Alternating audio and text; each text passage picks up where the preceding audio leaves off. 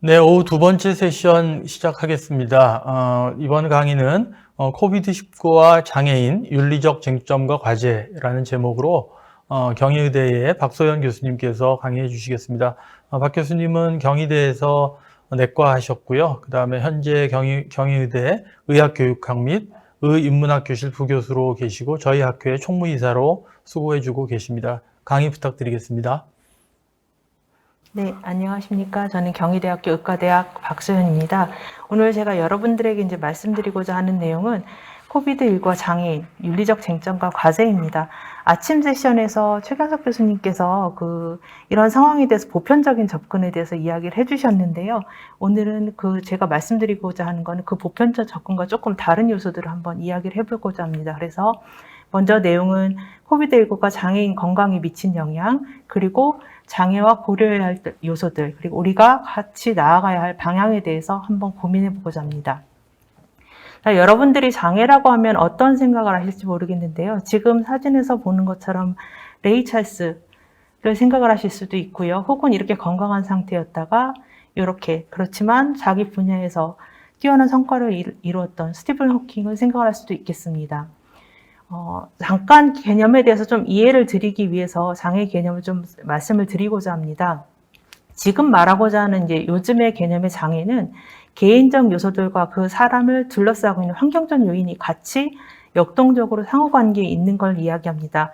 무슨 얘기냐면 예전에는 장애인이 가지고 있는 하나의 손상, 즉 임페어먼트에만 우리가 집중을 하고 그걸 이제 고쳐야 되는 그런 단계로 보았다면 이제는 그거는 당연히 큰 문제가 아니라 그걸로 인해서 활동이 제한되고 내가 지역사회에 참여하는데 제약이 있는 부분에 대해서 문제가 있고 거기에 봉착하는 어려움이라고 WHO에서는 정의를 내리고 있습니다. 국내에서는 조금 다르게 정의를 하고 있는데요. 장애인이라는 장애인복지법에서 정의를 하는 것을 보면 신체적이나 정신적 장애로 오랫동안 일상생활이나 사회생활에서 상당한 제약을 받는 자로 정의를 하고 있습니다. 그래서 여러분들이 이제 큰 개념을 잡기 위해서 신체적 장애와 정신적 장애로 나눌 수가 있는데요. 정신적 장애는 말 그대로 정신병이라고 우리가 흔히 일컫는 그 장애부터 그 다음에 지적 장애나 자폐성 장애인, 발달 장애가 들어가고요.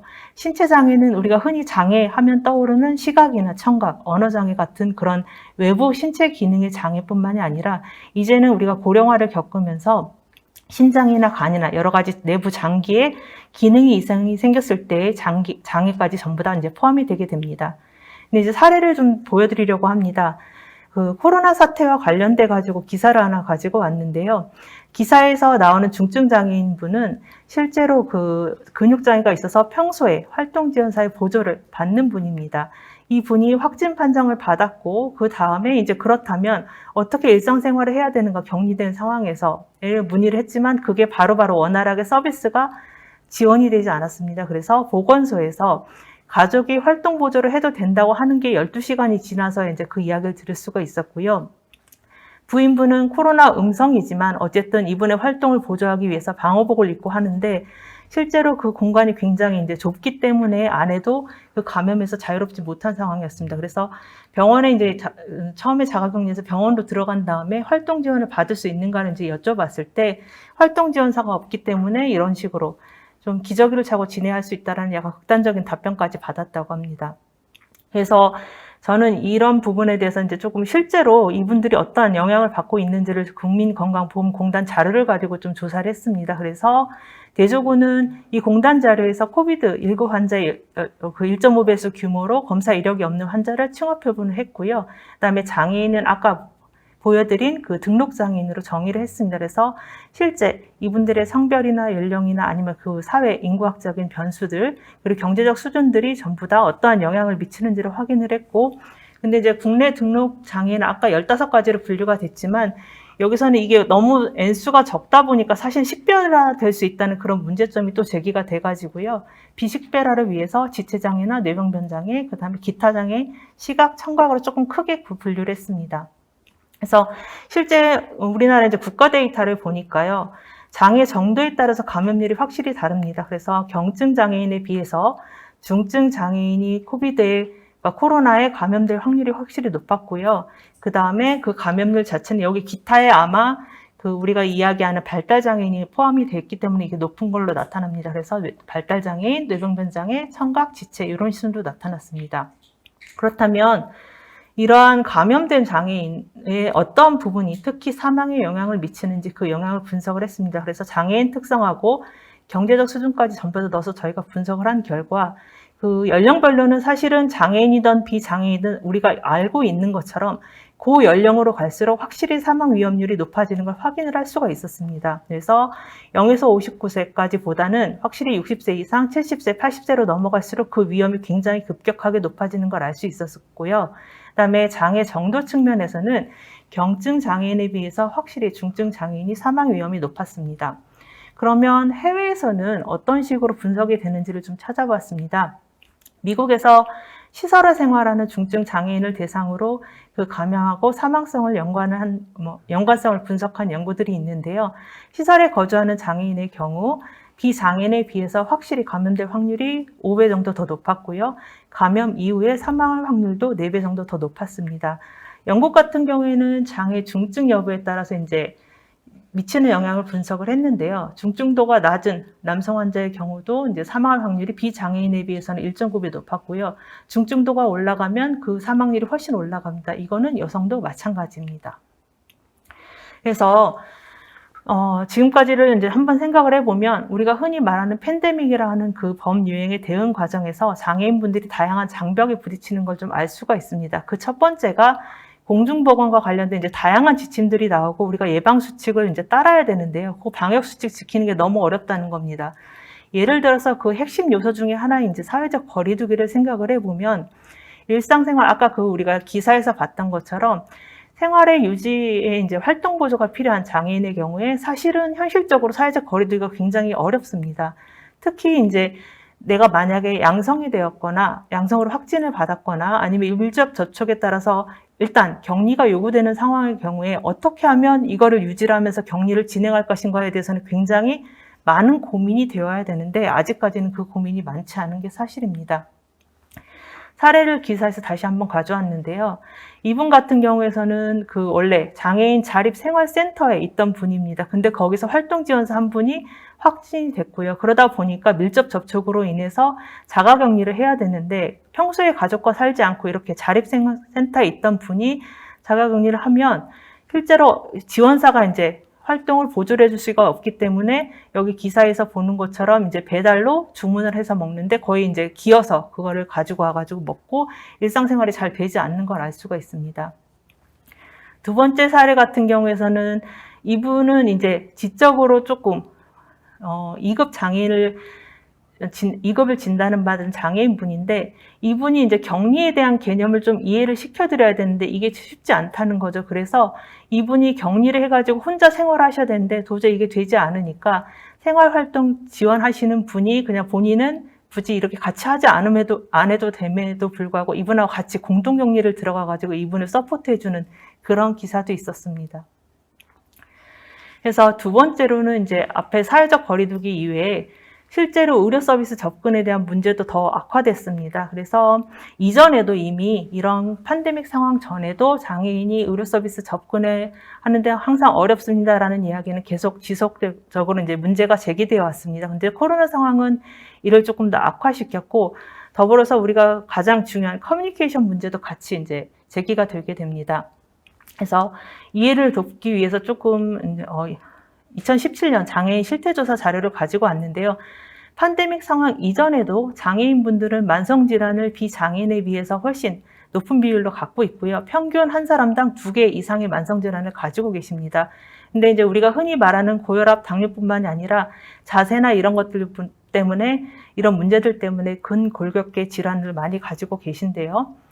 근데 의료 접근성은 낮았습니다. 그래서 실태조사에 따르면 내가 병원에 가고 싶어도 제때 가지 못하는 경험이 17% 정도 되는데 이거를 미충족 의료율을 이제 비장애라고 비교해 봤을 때 훨씬 높은 2배 정도 되는 걸 알 수 있습니다. 그리고 또 재밌는 거는 장애 유형에 따라서 이게 굉장히 달라집니다. 그래서 안면장애나 자폐성 장애가 더 의료 서비스에 접근이 어려운 걸 알 수가 있습니다. 그 이유를 좀 살펴보면요. 가장 큰 건 역시 경제적인 이유입니다. 근데 그거를 이제 차치하고 나서라도 어려워하는 부분들이 의사소통의 어려움, 즉 내가 어렵게 병원에 가서도 커뮤니케이션이 잘 안 된다. 그건 특히 장애 유형에 따라서도 이것도 굉장히 영향을 많이 받는데 언어장애나 지적장애나 자폐성장애, 정신장애 분들이 훨씬 더 힘들어하시는 걸 알 수 있습니다. 그리고 동행할 사람이 없어서라는 문제도 많이 제기가 되어 왔습니다.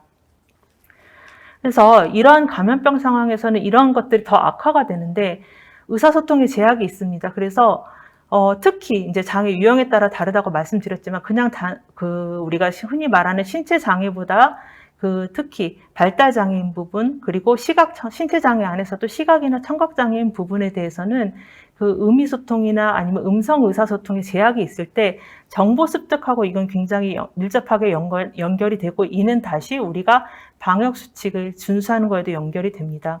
그래서 실제 연구들을 좀 살펴보면요. 청각장애인 같은 경우에 선별진료소가 지금은 이제 여러 군데 생겨가지고 우리가 의심이 되면 가서 바로 검사를 받게 되는데 수어 통역에 대한 인력이 부재하고 그다음에 통역사 감염에 대한 대책이 별로 마련이 되어 있지 않기 때문에 이런 분들이 배치되어 있지 못한 곳이 사실은 다수이다라는 문제점이 제기가 되었고요. 시각장애인 같은 경우에서는 확진자의 동선이나 실시간 정보 같은 것들이 사실 굉장히 중요한데 이런 방역 정보에 대한 접근성이 좀 어려움이 있다. 그리고 정부가 공식적으로 브리핑하거나 이런 거에 대해서도 화면 해설 서비스가 제대로 제공되지 않는 부분에 대해서 이제 불만들이 제기가 되었습니다. 그리고 장애인분들은 이런 감염병 상황에서 이동 제약이 있는 것도 있고요. 그 다음에 취약한 부분, 그리고 이미 이전에 가지고 있던 그 장애 상태 때문에 사실은 기저질환이 아까 살펴본 것처럼 있고 그래서 정기적으로 의료 서비스를 이용해야 되는 그런 장애인분들이 많은데 이러한 부분들에 대해서 접근성이 어렵습니다. 그리고 돌봄에 대해서는 앞에서 많이 말씀을 드렸습니다. 활동 지원이 필요한데 이런 부분들이 사실은 격리부터 전부 다 어려움이 이제 저희가 접하게 되는 부분이죠. 그리고 또 하나 이제 집단 활동을 비장애인에 비해서는 좀 많이 할 수가 있죠. 예를 들어서 직업에 대해서 재활을 좀 받고 있다든지 아니면 전체적인 단체 주거시설에서 머무는 장애인 같은 경우에 단체 서비스 이용에 따른 어떤 감염에 취약한 부분들도 있습니다. 근데 이제 국내에서는 어떤 식으로 대응을 하고 있는지 좀 살펴보겠습니다.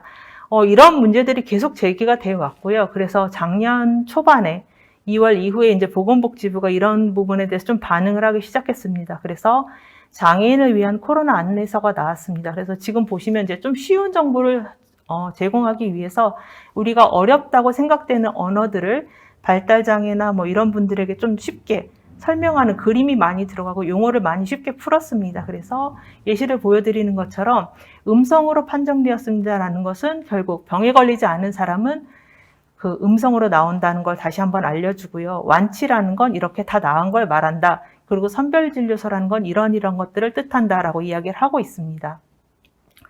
근데 이제 좀 재밌는 부분은요. 만약에 격리를 해야 된다면 장애인이 받을 수 있는 지원은 이동 지원이 있고요. 그 다음에 일상생활 지원을 받을 수 있다고는 써 있습니다. 그래서 물건을 지원받는 거 이제 장애, 비장애 전부 다 격리에 따라서 생활에 필요한 물건 지원은 다 동일하고요. 그 다음에 돌봄이나 활동 지원을 받을 수 있는 것처럼 되어 있는데요. 실제 이제 나중에 뒷장에 가가지고 체크리스트를 확인을 하게 되면, 내가 아플 때 나를 보살펴 줄 수 있는 사람이 있습니까? 라는 것에 대해서 이제 만약에 제가 아니오를 체크를 한다면 미리 정해주는 것 이외에는 사실은 이 활동 지원을 어떻게 받아야 됩니다. 어떻게 해야 됩니다라는 안내가 전혀 있지 않습니다. 그래서 본인이 알아서 미리 활동 지원할 사람도 좀 정해놓고 그 다음에 약도 좀 미리 타놓고 이런 식으로 좀 적극적으로 대응을 해야 되고 이것도 사실은 이 정부 사이트에 이 안내서가 있다는 걸 알고 찾아 들어간 사람만 사실은 알기가 조금 쉽겠죠. 세 번째 이제 장벽은 의료자원의 배분 문제입니다. 그래서 공중보건에 관련된 논리는 아까 앞에 오전 세션에 많이 다뤄진 것으로 알고 있습니다. 그래서 많은 사람들이 가장 이익을 최대화 그리고 가장 많은 이익을 받을 수 있는 것을 중요시해서 많이 흐르게 되는데요. 그렇지만 또 반면에 요구되는 건 뭐냐면 모든 사람들이 골고루 평등하게 치료는 받아야 돼 라는 요구는 남아있기 때문에 갈등이 계속 유발이 되게 됩니다. 근데 우리가 장애인에 대해서 편견을 한번 생각을 해보면요. 장애인을 중심에 두고 봤을 때 일단 가지고 있는 세 가지 좀 잘못된 가정들이 있습니다. 전체 건강 상태나 아니면 삶의 질, 사회적 유용성인데요. 예를 들어서 장애인의 삶의 질은 비장애인에 비해서 좀 떨어질 것이야 라는 막연한 그런 생각들을 가지고 있고요. 그 다음에 사회적 유용성, 즉 우리가 경제활동을 하거나 어떤 가치들을 생산해내는 데 있어서 장애인들은 비장애인에 비해서 조금 기여를 잘 못해 라는 가정을 많이 갖고 있기도 합니다. 건강 상태를 한번 예를 들어보면요. 장애는 필연적으로 위태로운 건강 상태와 연관이 있다는 것도 많이 가지고 있는 우리 가정입니다. 그래서 사실은 장애가 있고 없고 단독으로는 위험을 높이는 요소는 아닙니다. 그런데 만약에 이런 것에 좀 익숙하지 않은 의료진이나 정책을 만드는 분들이 자꾸 장애를 건강 상태가 문제 있는 것으로 결합해서 판단하게 되면 나중에 이게 조금 더 극단적으로 흐르면 이 사람들의 생존 가능성이 떨어지고 그렇다면 의료 자원의 배분에 있어서 우리가 조금 더 가능성이 높은 사람들에게 더 많은 파일을 줘야 되는 건 아닌가라는 이제 고민을 하게 되는 거죠. 그런데 사실은 현실은 누구나 바이러스에 감염이 될 수 있고 그렇지만 반응과 예후는 사람에 따라 다 다릅니다. 이미 여러 연구에서 나와 있는 것처럼 우리가 흔히 말하는 리스크 팩터, 그 연관 기저 질환이 굉장히 영향을 많이 이제 사망률이나 아니면 그 중증 등으로 진행하는데 영향을 많이 미치는데요. 특히 면역자 상태거나 아니면 기저의 우리가 만성 질환 상태 그리고 신경학적 질환이나 여러 가지 생활 습관이 전부 다 영향을 미치는 것으로 알려져 있습니다.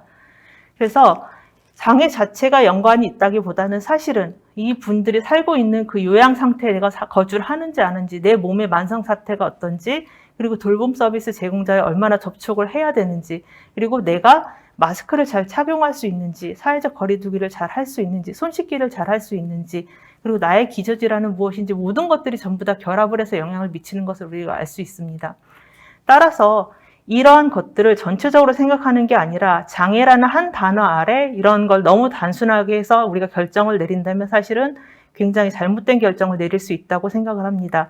그래서 장애의 일반적인 분류와 특정 개인을 구분하는 것이 반드시 필요하다고 생각을 합니다. 그래서 우리가 고려해야 될 상황으로는 먼저 장애인 당사자의 요구가 무엇인지 그 목소리를 듣는 태도가 필요한데요.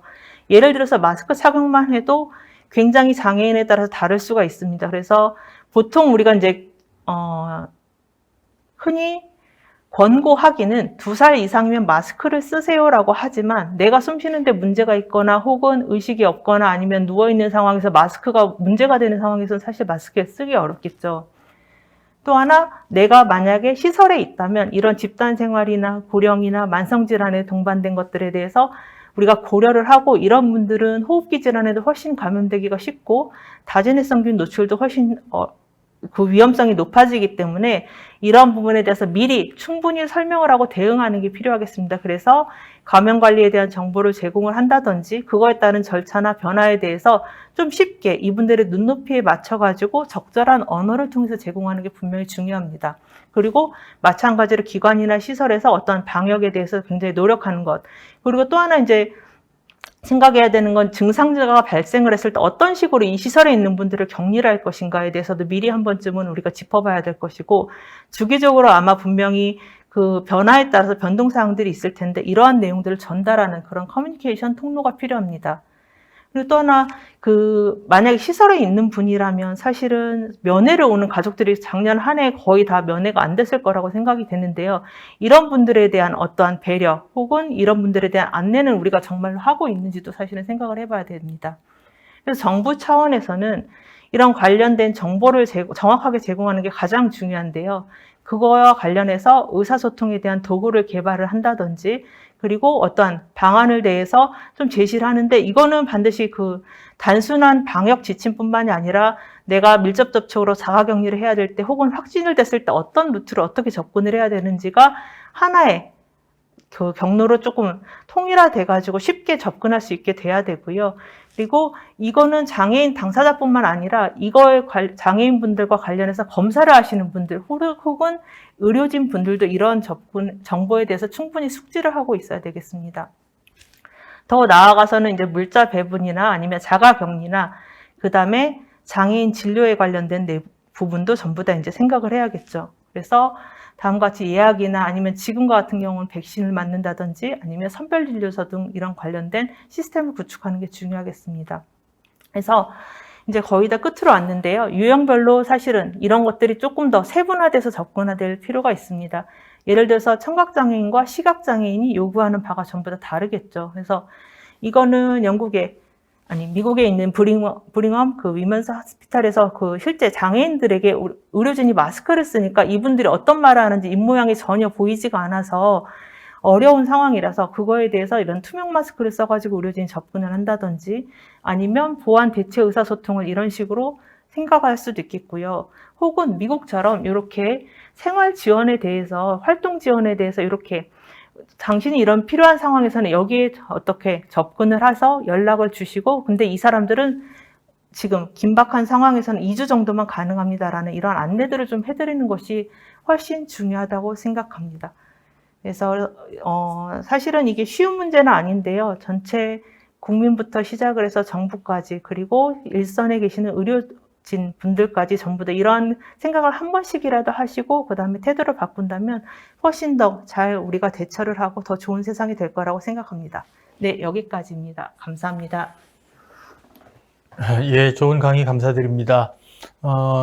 이번 강의의 지정 토론자로 우리 그 성균관의대의 김형진 교수님께서 나와 계십니다. 김 교수님은 고신대 졸업하시고 성균관대에서 의학 석박사를 하시고 서울대에서 인문의학 박사 과정을 수료하셨고요. 현재 성균관의대 의과대학 의료인문학교실에 계십니다. 좋은 토론 부탁드리겠습니다. 네, 안녕하십니까. 좋은 발표 듣게 되어서 감사합니다. 이와 같이 그 코로나 팬데믹 상황에서 이제까지 많이 논의되었던 부분들은 사생활 침해라든지 기회의 균등이라든지 자유의 제한이라든지 이런 것들은 많이 논의가 되고 있었던 것 같습니다. 하지만 그 사회적으로 소외받고 있던 그런 분들에 대한 다양한 목소리에 대해서는 특별히 알려지지 않았던 것 같은데요. 오늘 발표해 주신 박소영 교수님의 그 연구 내용을 보고 저도 개인적으로는 많은 것들을 배울 수 있는 그런 시간이었던 것 같습니다. 한 2가지 정도만 교수님의 발표를 듣고 여쭤보도록 하겠습니다.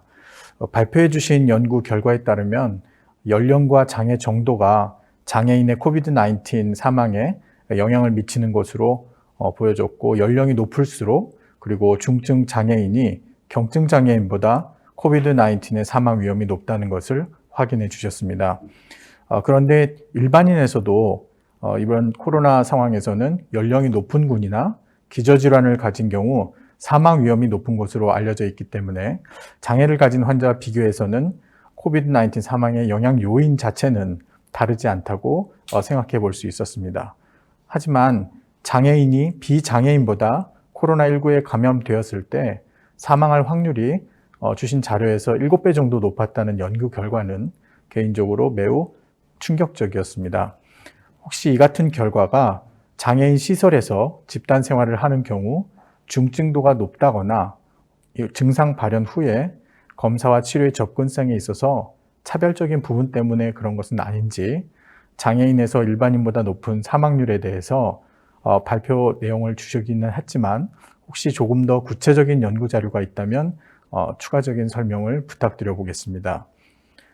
2번째는요.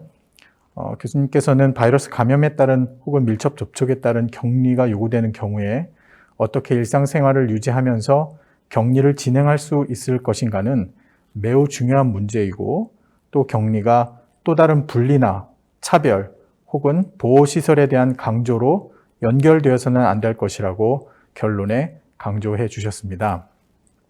발표 자료의 중간에 보건복지부에서 내놓은 장애인들을 위한 안내도 보여주시긴 했지만, 혹시 장애인에 대한 자가격리 혹은 생활치료센터 격리에 대한 우리 정부의 좀 더 구체적인 지침은 있는 것인지, 또 코로나 바이러스에 감염되지 않은 케어기버가 감염되어 격리 중인 장애인 환자를 돌볼 수 없을 텐데 이에 대한 대책은 무엇이 있을지 한번 말씀해 주시면 감사하겠습니다. 네, 좋은 질문 감사합니다. 일단은 그 앞서 첫 번째 질문, 실제 그 장애인분들의 사망과 관련해서는 일단 몇 가지 연구에서는 비장애인에 비해서 이제 장애인의 사망률이 높다는 거는 확인이 됐는데, 특히 이제 취약한 장애 유형에 대해서 취약한 군이 있습니다. 특히 이제 여러 연구에서 주목을 하는 게 지적장애인과 발달장애인 부분인데요. 그 미국에서 이번에 대규모로 그 국가 자료를 이용해가지고 46만 명 자료를 이용해가지고 이제 지적장애, 발달장애인 분들을 이제 추적한 결과가 있는데요.